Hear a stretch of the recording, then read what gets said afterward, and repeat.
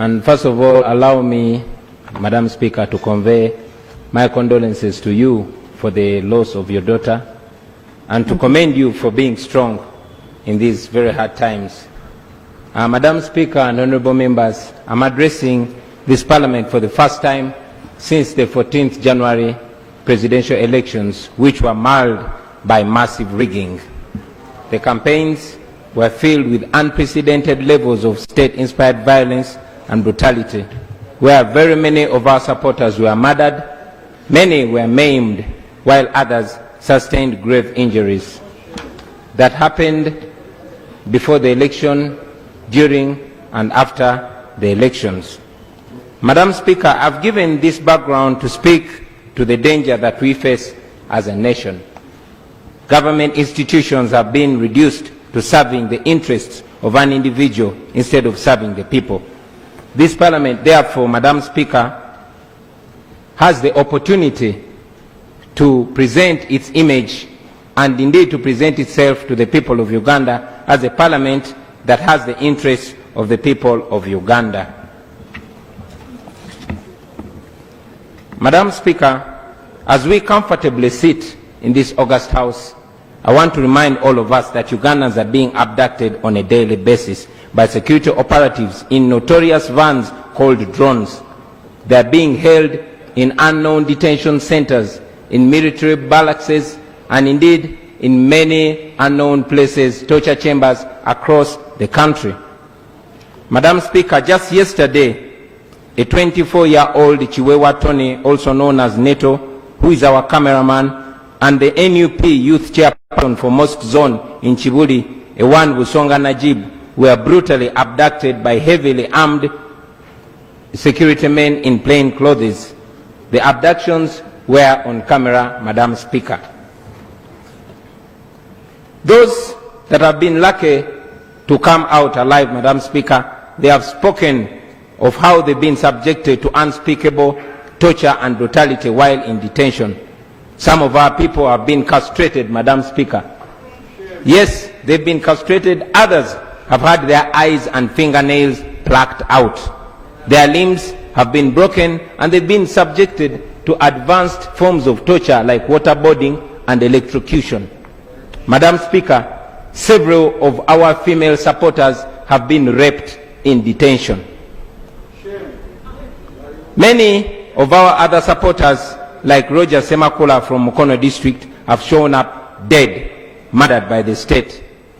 Only yesterday, Madam Speaker, a man called Luca Fabian, who was kidnapped from Arua, badly tortured and dumped in Nakawa, passed away, and he will be buried in Arua tomorrow. We wonder, Madam Speaker, if we have a constitution in this country. What happened to the requirement to have arrested persons presented before the courts of law within 48 hours?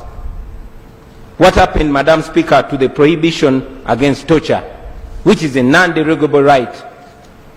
Why are our civilians being tried in military courts? Why are they being charged in the absence of their lawyers and relatives, Madam Speaker? Today, it marks 71 days since my entire campaign team was arrested and imprisoned in Chitaria on bogus charges.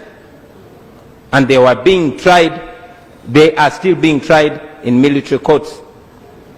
After being granted bail, Madam Speaker, they were again rearrested by the military, taken through grave torture sessions, and we wonder why political prisoners, Madam Speaker, who are civilians, are being tried in military courts. General Museveni came out and acknowledged that it is indeed on his orders that these civilians, our supporters, have gone missing. I want to imagine, colleague members, that no matter what political party you support in this House, no matter what political persuasion you belong to, I want to believe that we'll all understand that the Constitution provides for the presumption of innocence before being proven guilty. President Museveni has therefore convicted our people and sentenced them to grave torture and long periods of detention without fair trial. So we wonder, Madam Speaker, how long this is going to continue while we are comfortably sitting here.